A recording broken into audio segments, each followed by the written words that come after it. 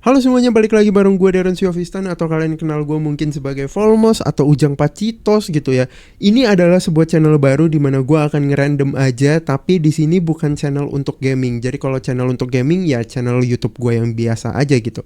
Nah, di sini gue akan mencoba sesuatu yang mungkin tidak pernah gue coba sebelumnya, yaitu membacakan dark confession orang-orang. Tapi karena gue nggak tahu mau pakai platform apa untuk mencari dark secrets orang-orang, ya udah gue pakai platform itu Reddit. Dan kebetulan gue mendapatkan dark secrets orang-orang ini ada yang dari Indonesia ataupun dari luar negeri. Tapi untuk kepentingan privasi mereka, kayaknya gue harus blur namanya biar ya namanya juga private gitu ya. Walaupun gue yakin mayoritas dari mereka itu pakai akun anonim. Nah, kalau misalkan lu lihat tangan gue kayak gini, itu karena sebenarnya stand mikrofon gue itu belum datang. Jadi ya tenang aja, kedepannya gue akan pakai stand yang proper. Tapi ya untuk sekarang bear with me, ya udahlah biarin aja kalau gue pegang kayak gini. Harusnya secara audio quality pun gak ada masalah. Oke, langsung aja gue pengen bacain yang pertama itu dari orang Indonesia. Kebetulan ini ceritanya menurut gue sangat menarik. FWB dengan guru selama 1 tahun, keluarga sama sekali tidak tahu.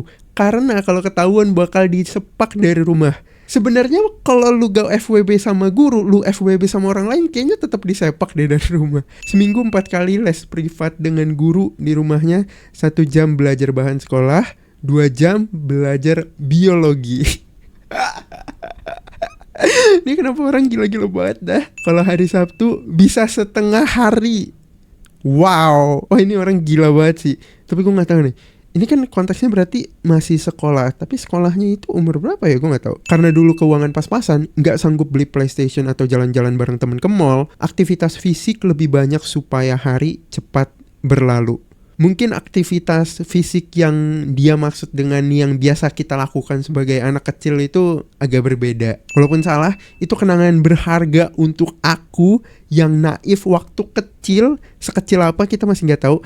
Tidak lupa juga disponsori karet selama 1 tahun oleh guru supaya tidak jadi kecelakaan.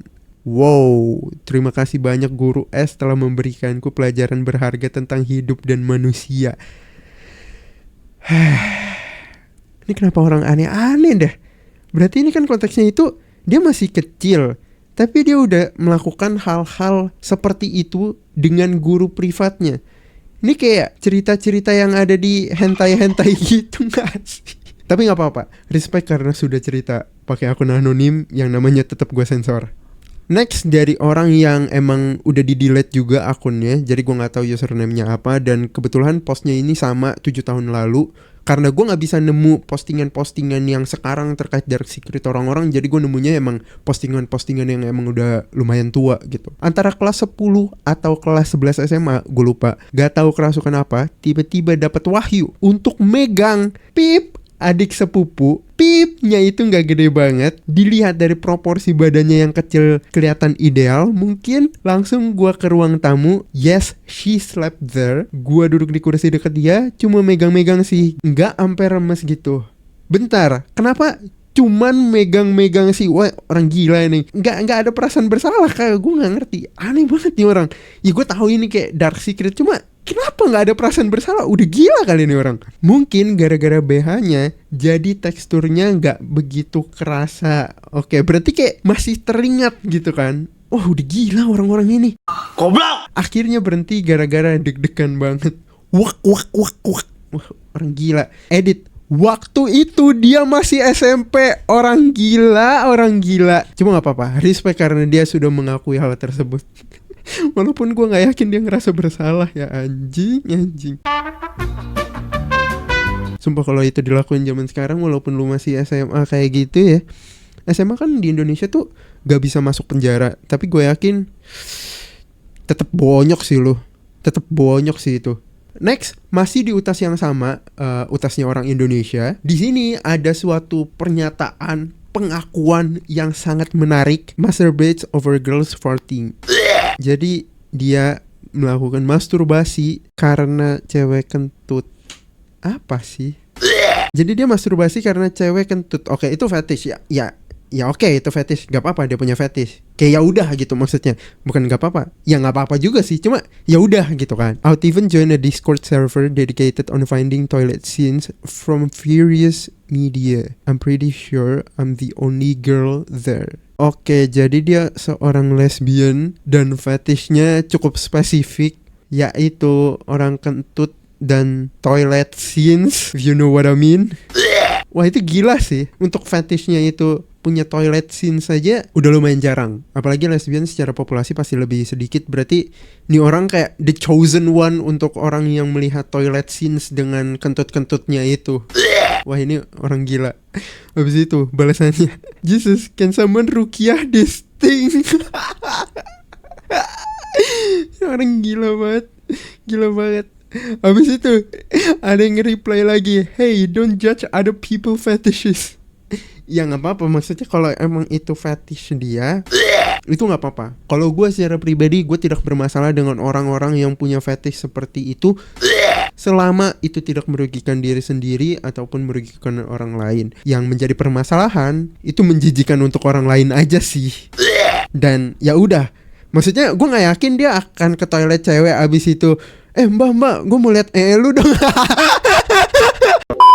Nah, ada lagi nih. Hey there, I have some confessions. Oke, jadi dia punya beberapa pengakuan dosa. I faked my orgasm once. Jadi dia pernah nge-fake orgasmenya itu sekali. Mungkin ketika sama pasangannya, entah cowoknya, suaminya, atau apapun itu. Biasanya ini memang cukup umum terjadi ketika cewek itu mungkin gak enakan sama cowoknya. Jadi ya mereka faking orgasm. Dan menurut gue ini bukan dark secret sih, kayak ya udah ini kayak pengakuan biasa aja gitu kalau menurut gue. Habis itu dia juga bilang, I've slept with 9 or 10 guys from different countries and I am trying to forget this phase. Pokoknya dia tuh udah tidur lebih dari 9 atau 10 pasangan dari negara yang berbeda-beda dan dia sekarang itu sedang mencoba untuk melupakan fase-fase ini dalam kehidupan dia.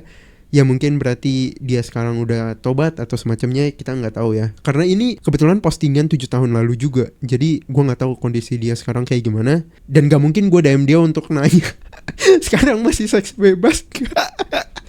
Wah, ini kacau banget nih video. Apa sih ini video? Gila banget, gak jelas banget. Oke, lanjut. I once made 2 guys fought over me in just one night at a bar in Bali.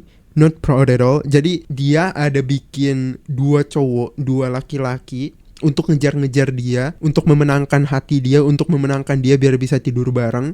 Dan itu tuh kejadian dalam satu malam di Bali. Dan konteksnya dia cuma cerita, jadi bukan yang dia kayak berbangga hati gitu, enggak. Dumped the good guy for the douchebag one. Oke, jadi dia memilih untuk ngelepasin orang yang baik dan dia ngambil orang yang bajingan untuk tidur sama dia. Ya gue gak bisa bilang ini keputusan yang baik atau buruk ya, karena di satu sisi dia menyelamatkan satu cowok baik ini karena emang hobi dia free sex dan dia gak mau main-main sama nih cowok baik, jadinya dia ngambil cowok bajingan. Tapi di sisi lain ya free sex kan tetap salah gitu. Jadi gak bisa dibenerin juga. Habis itu dia juga ada bilang, I had a short crush with a guy while my husband, tapi sebelumnya itu boyfriend, was away. Luckily nothing happened with him. Ya konteksnya mungkin dia udah punya pacar tapi dia sempet lagi engas brutal kali ya sama orang lain, tapi untungnya gak ada masalah apa-apa. Tapi kenapa gue liat-liat yang confess kayak gini pada cewek semua ya? Cuma ya udah, berarti pada jujur cewek-cewek ini. Sometimes I just wanna tell someone about it. Thank you guys for making me feel better already. Ya jadi emang dia kayaknya butuh tempat cerita, tapi ya kalau misalkan di Indonesia sepertinya orang khalayak umum tidak akan open dengan cerita-cerita seperti ini. Dan ini pasti membuat mereka takut untuk dihujat. Karena gue yakin kalau orang ada dengar cerita ini, walaupun orang ini anonimus, gue yakin dalam hati kecil lu itu udah akan sedikit menghujat kayak anjing ini orang, anjing, pasti kayak gitu.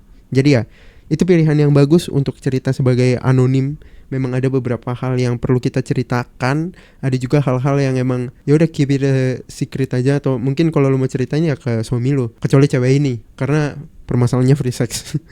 Nah ada juga nih, ini kebetulan di utas yang sama dan kebetulan ini emang gue gak tahu gimana, pokoknya ini lawas semua 7 tahun yang lalu. Meraba-raba payudara kakak saat saya, sabar, meraba-raba payudara kakaknya dia saat saya kelas 6 SD dan dia kelas 2 SMP. Kita satu kamar dan saya penasaran kenapa kakak banyak disukai teman sepermainan. Saat ia tidur, saya mulai meraba-raba payudara yang mulai blossoming itu. Kenapa blossoming? Kenapa sih? Aneh banget bahasanya, kayak pemilihan kosakatanya tuh kayak coba ya udah, nggak apa-apa. Kok terasa enak dan kenyal? Orang-orang gila. Begitu terus sampai kira-kira seminggu dan saya mulai bosan. Oke, jadi ini konteksnya ya dia penasaran, bukan sekedar, tapi ya dia penasaran. Gak bisa dibilang aja sih, cuma ya dia penasaran. Sebagai anak laki-laki yang mungkin baru puber atau belum puber, dia penasaran dengan hal-hal seperti itu. Dan mungkin pada saat itu dia tidak difasilitasi dengan edukasi yang baik terkait dengan pendidikan seksual. Jadinya ya mau gimana, tapi tetap itu salah. Sampai sekarang dia tidak tahu, antara dia gak tahu atau dia pura-pura gak tahu. Dan sebenarnya tiap malam dia enjoy. Enggak. Itu nggak mungkin. Terus dia ada edit, shake my head people, it's just curiousness. Jadi dia bilang ke orang-orang kalau misalkan ini tuh sebenarnya cuma sekedar rasa penasaran. Jadi ya apa yang kita takutkan sebenarnya tidak terjadi dan itu bagus. Jujur gue lumayan bingung kenapa orang-orang kasusnya pada random banget dah. Dan gue baru sadar kenapa semua tentang dark confession di Indonesia, setidaknya yang gue temui atau mayoritasnya, itu tuh malah terkait dengan hal-hal berbau seksual. Emang maksudnya kayak lu gak punya dark confession yang lain gitu, yang kayak entah mau suicide atau apapun itu? Ya gue agak bingung aja kenapa kayak gitu sih. Ya untuk orang-orang yang dilecehkan dalam kasus seperti ini emang posisinya serba salah, serba bingung, serba gak tahu mau ngapa-ngapain, mau cerita ke siapa. Bahkan gue yakin ketika dia mau cerita ke terapisnya dia, itu rasanya berat banget. Jadi memang untuk hal-hal yang seperti ini, kalau emang lu lagi posisinya itu gak tahu mau cerita ke siapa dan lu pernah menjadi korban pelecehan seksual, entah dari keluarga ataupun strangers ataupun orang yang lu kenal atau siapapun itu, terlepas dari lu laki-laki atau perempuan, untuk memperbaiki mental lu, saran dari gue, langsung aja lu datengin professional helps, entah ke psikolog ataupun psikiater ataupun konselor. Coba aja untuk arrange meeting dengan mereka yang emang profesional di bidang tersebut. Dan mungkin kalau misalkan emang lu bener-bener takut nih, lu coba aja untuk datang ke sana lu pakai masker. Atau kalau misalkan lu pengennya online, lu bilang aja karena ini lagi pengen cerita sesuatu yang lu anggap sebagai aib, walaupun itu menurut gua gak aib. Lu menjadi korban ya itu bukan aib untuk lu gitu loh. Itu harusnya aib bagi pelaku, bukan bagi lu. Ya lu coba reach out aja dan bilang kalau misalkan emang lu gak nyaman untuk on kamera, jadi lu bisa cerita lebih leluasa gitu. Oke, segitu dulu aja kayaknya untuk video kali ini. Gue gak tahu ketika diedit ini bakalan jadi berapa lama, tapi gue harap kalau misalkan emang lu suka, lu coba komen dah, kira-kira lu pengen lagi atau enggak untuk video-video seperti ini dimana gue membacakan dark confession orang-orang.